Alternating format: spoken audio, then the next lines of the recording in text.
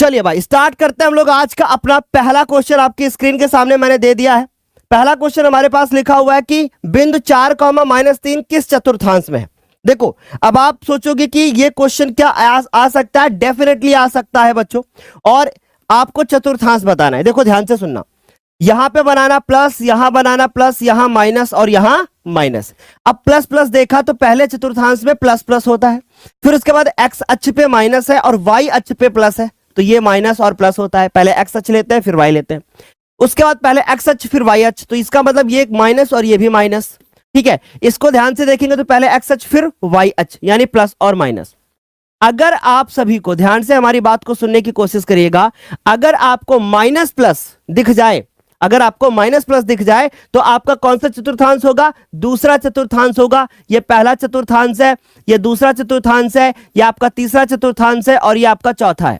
आप देखो ये प्लस है और ये माइनस है, यानी प्लस माइनस के हिसाब से हमारा चतुर्थ चतुर्थांश मैच करना चाहिए। और मैम कितने बच्चों ने इसका आंसर सही दिया है?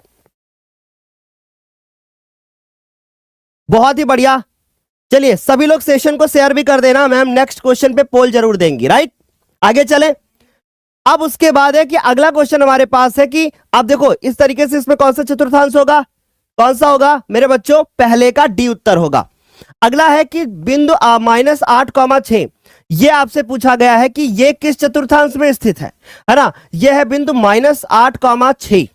देखो अभी मैंने देखा था कि अगर पहला होगा तो प्लस प्लस, ये माइनस माइनस, यहां पे माइनस प्लस और ये प्लस माइनस, तो यहां पहला माइनस है, दूसरा क्या है? प्लस है। तो ये कौन सा चतुर्थांश होगा? दूसरे चतुर्थांश में होंगे, यानी कि ये हमारा दूसरा चतुर्थांश आंसर मैच करेगा, यानी दूसरे का बी उत्तर होगा, पहले का डी उत्तर होगा। यहां तक सभी बच्चों को समझ में आया?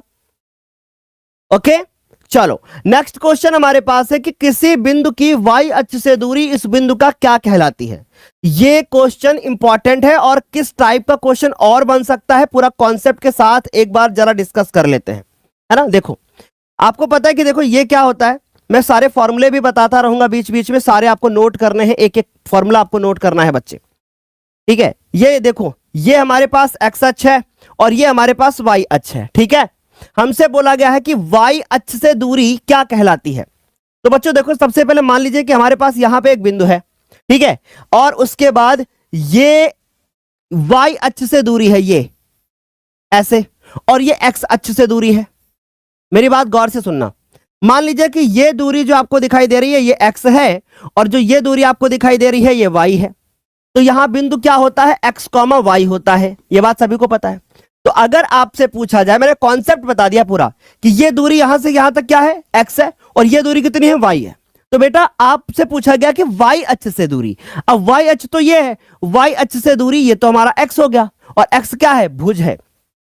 एक्स क्या है हमारा? वाई अक्ष से दूरी पूछा गया है, तो बच्चों वाई अक्ष से दूरी देखेंगे तो हमारा भुज होता है, और वाई अक्ष से दूरी यानी कि एक्स निर्देशांक, यानी आंसर हमारा कौन सा मैच करेगा? बी उत्तर मैच करेगा। क्या मैच करेगा? एक्स निर्देशांक, या फिर मेरे बच्चों क्या हम लोग इसको लिख सकते हैं, हम लोग भुज लिख सकते हैं। बात समझ में आ रही है? क्योंकि वाई निर्देशांक को ही हम लोग करते हैं कोटि। बहुत सारे बच्चे इसका आंसर कोटि भी कर रहे होंगे, है ना मैम? सी आंसर भी दे रहे होंगे, हाँ सी आंसर भी हो दे रहे होंगे। अगर हमसे पूछा जाए, नोट कर लो कहीं पर, कि अगर आपसे कहीं पर एक्स अक्ष से दूरी पूछी जाए, एक्स अक्ष से दूरी पूछी जाए तो हम लोग कोटि का मान लिखते हैं, और अगर आपसे वाई अक्ष से दूरी पूछी जाए, मैंने आपको प्रूफ करके भी दिखा दिया, अगर आपको वाई अक्ष से दूरी पूछी जाए तो हम लोग बच्चों भुज का मान लिखते हैं। ठीक है, बात समझ में आ रही है सभी को? क्लियर है? अच्छा एक उदाहरण इसी पे चलो हम लोग थोड़ा सा अच्छे से समझ लेते हैं। जैसे फॉर एग्जाम्पल मैं आपसे एक सवाल पूछ लूं, मैं आपसे पूछ लूं कि 3,4 की एक्स अक्ष से क्या दूरी है, तो आप बोलोगे कि एक्स अक्ष से दूरी, सर ये एक्स अक्ष से दूरी, यानी कि इसकी कोटि का मान, एक्स अक्ष से दूरी, एक्स अक्ष से दूरी। चलो देखो एक्स अक्ष से दूरी यहां पे देखा, मान लीजिए ये हमारे पास 3,4 लिखा है, तो इसका मतलब है कि ये 4 यहां से यहां तक है, ये है, और ये अगर दूरी जितनी है उतनी ही दूरी ये है, तो एक्स अक्ष से दूरी कितनी आ गई? 4 आ गई।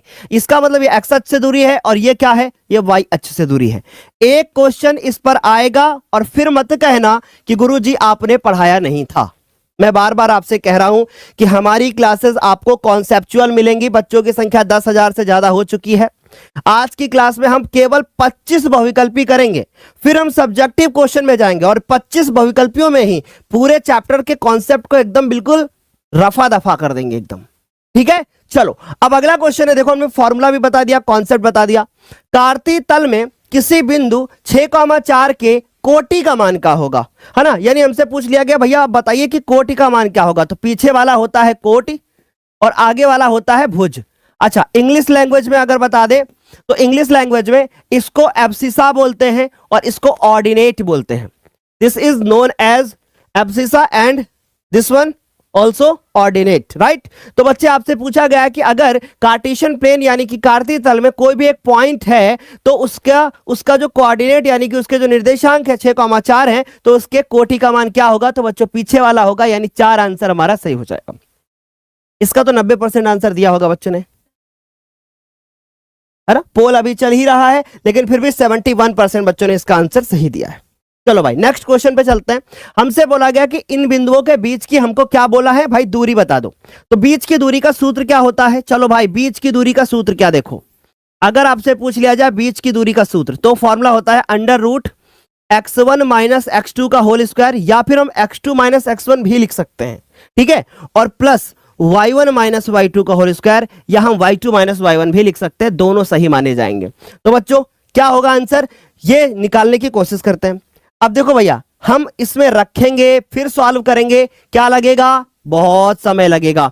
तो अगर हम रख के सॉल्व करना हो तो 2 नंबर में आएगा, और अगर हमको डायरेक्ट आंसर पूछा जाए तो 1 नंबर में आएगा। अब मैं आपको तरीका बताता हूं। देखो यह है -5 और यह है कितना 1।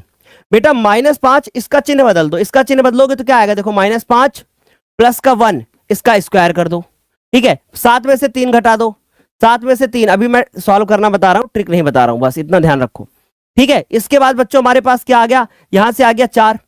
अब 4 माइनस का आएगा लेकिन कोई फर्क नहीं पड़ता, 4 का स्क्वायर 16 और यहां भी 16 आएगा। 16 2 बार है, ये 16 किसका अंडर रूट होता है, 4 का होता है, और 16 2 बार लिखा था इसलिए अंडर रूट लगा देंगे। मैंने क्या ट्रिक बताया आपको, 16 कितना है 32।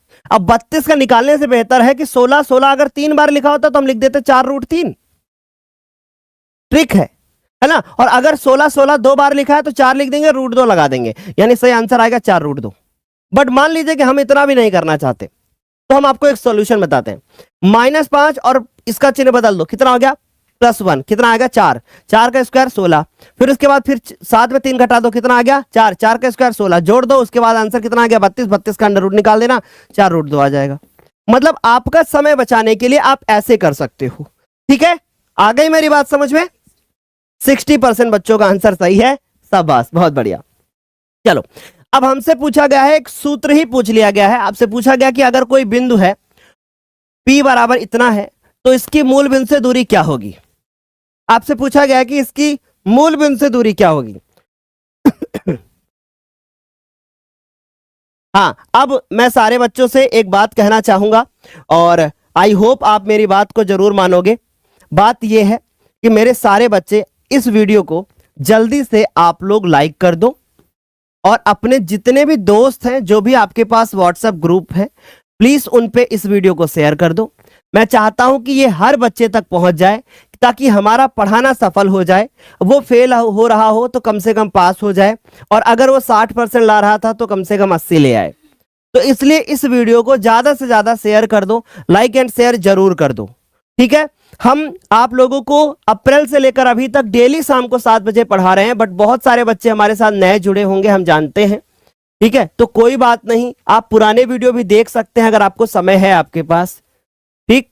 तो हम आपको पूरे साल पढ़ाते हो, और अब जब आप मेरे साथ जुड़ ही गए हैं तो आप आपसे जो छोटे भाई बहन हो, जो 9th क्लास में हो, उनको सलाह दे देना कि गुरु जी से अप्रैल से ही जुड़ जाना, 1 अप्रैल से, और जम के पढ़ाई कर लेना, टॉप करोगे। ये सलाह हर बच्चे को अपने से छोटे स्टूडेंट को देना है, अपने से छोटे भाई बहन को देना है, ठीक है। वैसे भी तो कोई दिक्कत नहीं है, जैसे तुम्हारा रिजल्ट आएगा ना, परिवार हो, रिश्तेदार हो, मोहल्ला हो, चाहे स्कूल के टीचर हो, सब आपसे एक ही सवाल करेंगे, कहां से पढ़ा था, फिर तो बताना ही पड़ेगा, है ना। तो बच्चों मूल बिंदु से दूरी क्या है, तो मूल बिंदु से दूरी का सूत्र क्या होता है, √x² + y² यानी ऑप्शन नंबर 1, ठीक है, चलो अब अगला है कि इसकी मूल बिंदु से दूरी।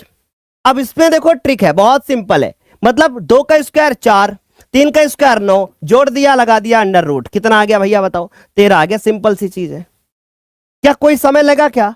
नहीं लगा। लेकिन अगर यही 2 नंबर में आएगा तो क्या करेंगे? तो अगर 2 नंबर में आएगा तो क्या करेंगे हम लोग? लिखेंगे क्या? मूल बिंदु से दूरी। क्या लिखेंगे? मूल बिंदु से दूरी।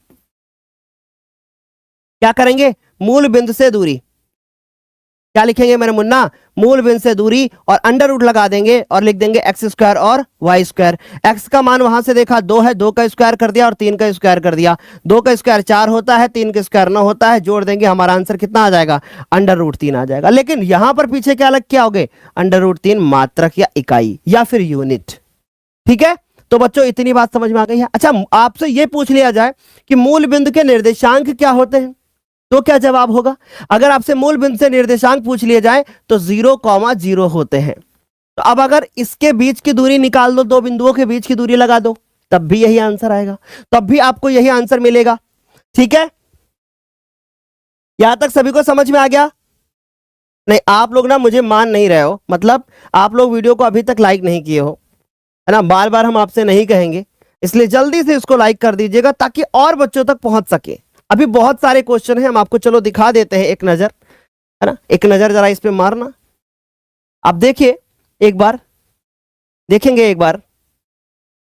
अब यहां से ऑब्जेक्टिव शुरू हो जाएगा, सब्जेक्टिव शुरू हो जाएगा। 4 नंबर का क्वेश्चन, 6 नंबर का क्वेश्चन, त्रिकोणमिति का क्वेश्चन, त्रिभुज का क्वेश्चन, मतलब सब लगाए लेके आए हैं। त्रिकोणमिति हो, त्रिभुज हो, वृत्त हो, भैया मजा तो आएगा, लेकिन जब आप हमारे साथ अंत तक पढ़ाई करोगे तब, है ना। चलो भाई, इस क्वेश्चन का आंसर देखो। क्या बोला गया कि बिंदु इसके और इसके बीच की दूरी बता दो। वेरी सिंपल, हम क्या करेंगे? 2 में से 4 का अंतर निकाल लेंगे, 2 आएगा। 3 में से 1 का अंतर निकाल लेंगे, कितना आएगा? 2 आ जाएगा। आ रहा है कि नहीं आ रहा है? बोलो, आ रहा है ना समझ में? अंडर रूट लगा देंगे। 2 कितनी बार लिखा है? 2 बार। कितना आंसर आ जाएगा? देखो ध्यान से सुनो, यहां से आएगा, यहां का अंतर आएगा 2, और 2 का स्क्वायर भी तो करोगे, फिर यहां 3 में से 1 घटाओगे, उसका भी तो स्क्वायर करोगे, यानी कि 4, और बच्चों कितना आ गया? 4। 4 4 2 बार लिखा था, 4 का होता है 2, और अंदर रह जाएगा √2। या आपको ये नहीं समझ में आया? आप इसको लिखो 8, और उसके बाद इसको लिखो 2 गुणे 2 गुणे 2 मेरे बच्चों, है ना। जोड़ा बना दो, 2√2 आ गया, ये आंसर आ गया मेरे बच्चे, है ना। क्या आंसर आ गया? 2√2 मात्रक हमारा आंसर आ गया। हमने कौन सा सूत्र लगाया? हमने लगाया 2 बिंदुओं के बीच की दूरी। 2 में से 4 घटा दिया, 2 आया। 3 में से 1 घटा दिया, 2 आया, उसका स्क्वायर कर लिया। आंसर कितना आ गया बच्चों? 2√2 मात्रक या 2√2 इकाई, हम कुछ भी लिख सकते हैं। ठीक है, आगे मेरी बात समझ में? 70% बच्चों का आंसर सही है। अब यहां पे इस टाइप का एक क्वेश्चन पेपर में आएगा, और मैं बार बार कह रहा हूं कि इस टाइप का एक क्वेश्चन पेपर में आएगा और पक्का आएगा। मोस्ट इंपॉर्टेंट है ये 2024 के बोर्ड एग्जाम के लिए। और एक बात मैं आपको बता देता हूं, मैं आपको एक बात बता देता हूं, हिंदी का पेपर बहुत सरल बना था। आप लोगों को हिंदी का पेपर केवल रचनाओं में समस्या हुई है, वो भी शुरू के 10 क्वेश्चन में। उसमें भी केवल एक ऐसा पेपर था जिसमें से कुछ कम क्वेश्चन पढ़ाए हुए आए थे। नहीं तो बेटा ऐसे ऐसे मैसेजेस आ रहे हैं कि 69 लेके आया हूं, 68 लेके आया हूं, 65 लेके आया हूं। अब क्या बच्चों 70 में 70 चाहिए था क्या, है ना। मैं लेकिन ये बात कह रहा हूं कि आपका जो गणित का पेपर बनेगा, ये बात ध्यान से सुन लो, जो आपका गणित का पेपर बनेगा वो गणित का पेपर आसान बनेगा। ये अभी तक के इतिहास का आसान पेपर बनेगा। लेकिन बेटा आसान आपको तभी लगेगा जब आप पढ़ोगे, नहीं तो आसान चीज भी आपकी कठिन होगी। गणित का पेपर आसान बनेगा, ये चीज आप लिख के रख लो। गणित का पेपर आसान बनेगा, और विज्ञान के पेपर में थोड़ी आपको कठिनाई देखने को मिलेगी, क्योंकि जब जब पहला पेपर आपका घुमा के पूछा जाता है, दूसरा पेपर हमेशा सरल आता है। और बेटा मैं कह रहा हूं गणित का पेपर सरल आएगा, ये मैं अभी से कह रहा हूं। लेकिन तब जब आप इसको, और एक बात बता रहा हूं, जोश 2.0 सीरीज, 5 का पंच सीरीज और सुपर फास्ट सीरीज का जिसने जिसने वीडियो देखा है, एक भी क्वेश्चन छूटेगा नहीं उसका। चलो देखो बच्चे, ये a बराबर इतना दिया गया है, b बराबर इतना दिया गया है। तो देखिए सबसे पहले क्या करना है, हमको बताना है कौन सा त्रिभुज है। हम 0 में से 5 को घटाएंगे तो 5 आएगा, यानी कि पहले हम a से b की दूरी निकालेंगे। ए बी की दूरी निकालेंगे। ए बी बराबर 0 में से 5 तो बेटा 5 का स्क्वायर, ठीक है। फिर 6 में से 3 चले गए, 3 का स्क्वायर। फिर उसके बाद यहां से आ जाएगा 5 का स्क्वायर 25 और 3 का स्क्वायर 9, तो 25 में 9 जोड़ देंगे, आ जाएगा हमारे पास 34, ठीक। फिर उसके बाद ए से अब हम सी की दूरी निकाल लेते हैं, या हम बी सी की दूरी निकाल लें। -5 -3 तो -8 आ गया, -8 का स्क्वायर। समझने की कोशिश कर रहे हैं आप लोग, बी सी की दूरी, यानी -5 में -3 कर दिया, फिर 3 में 1 घटा दिया, यानी कि ये 2 आ गया, है ना। तो बच्चों यहां से आया 8 8 64 और 2 का स्क्वायर 4 और ये हो गया 68। बोलो क्लियर है, समझ में आ रही बात। ये हो गया हमारे पास 68। अच्छा, √68 को हम क्या लिख सकते हैं, 17 चौक 68 होता है, तो 4 का बाहर आ जाएगा 2 और 17 अंदर रह जाएगा। इसका जो गुणनखंड करोगे 2 × 2 × 17 आएगा, फिर 17 अंदर रह जाएगा। ये इतना आ गया, ये कितना आ गया भाई, 17 दूना 34 होता है। तो अभी देखते हैं क्या होता है। फिर उसके बाद ए से लेकर सी की दूरी बताओ। 0 में से 3 चले गए, 3 बचा, 6 में से 1 चला गया, 5 बचा, तो 3 का स्क्वायर और 5 का स्क्वायर, 3 का स्क्वायर 9 और 5 का स्क्वायर 25, 25 9 कितना हो गया 34। अब मुझे बात बताओ, ये आ गया √34। इसकी दो भुजाएं हमको कैसी दिख रही हैं, बराबर दिख रही हैं। तीसरी भुजा हमको कैसी दिख रही है, अलग दिख रही है। इसका मतलब ये दो भुजाएं बराबर है, एक भुजा अलग है। मैम ए ऑप्शन वाले कितने बच्चे हैं, 53%। भाई देखो हमें क्या करना है, हमें तीनों बिंदुओं के बीच की दूरी निकालनी है। हमें ए बी निकालना है, बी सी निकालना है, हमें ए सी निकालना है, ठीक है। हमने तीनों बिंदुओं के बीच की दूरी निकाली, ए बी निकाली, ए सी बी सी तीनों निकाल ली, ए बी फिर बी सी फिर ए सी तीनों निकाल ली। निकालने के बाद हमने क्या कर दिया, समद्विबाहु कर दिया, ठीक। ए ऑप्शन क्या हो गया हमारा, करेक्ट हो गया। अच्छे से आ गया समझ में, आगे चलें। अब हमारे पास अगला क्वेश्चन है कि भाई cot square theta is equal to, cot square theta का क्या मान होगा, आंसर दीजिए प्लीज।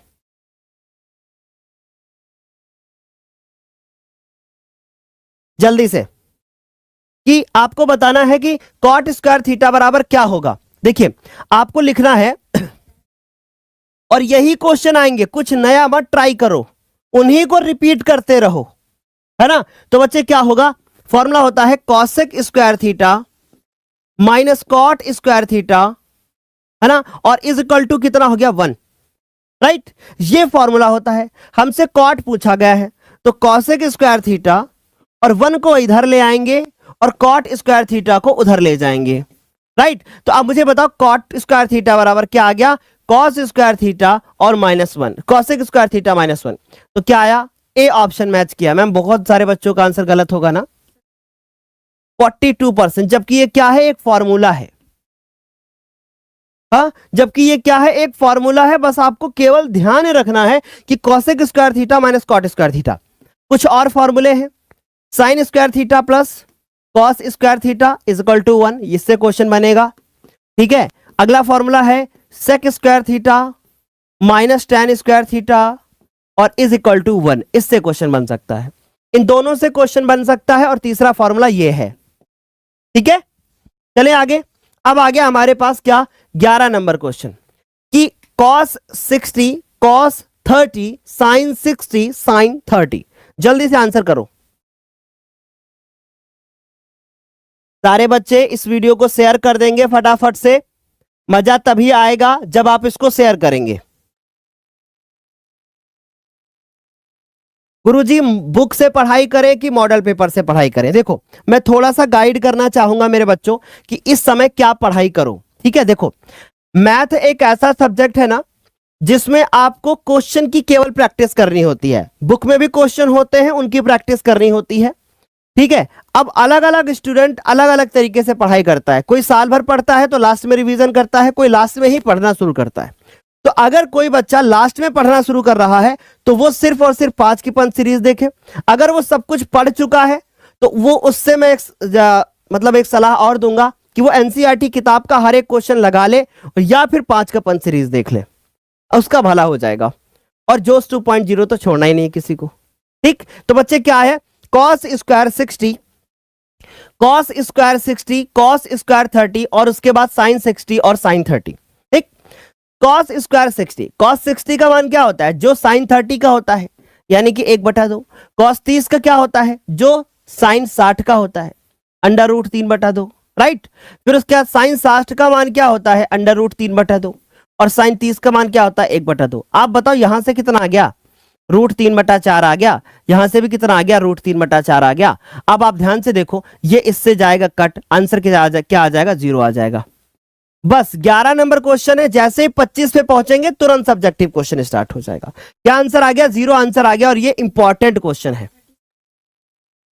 ये इंपॉर्टेंट क्वेश्चन है, और मैम ने बताया है कि केवल 37% बच्चों का आंसर जो है वो 0 आया है, जबकि 50% बच्चे इसका आंसर ए कर रहे हैं। ध्यान से देखो, cos 60 का मान 1/2 होता है, cos 30 का मान √3/2 होता है, sin 60 का मान √3/2 होता है, sin 30 का मान 1/2 होता है।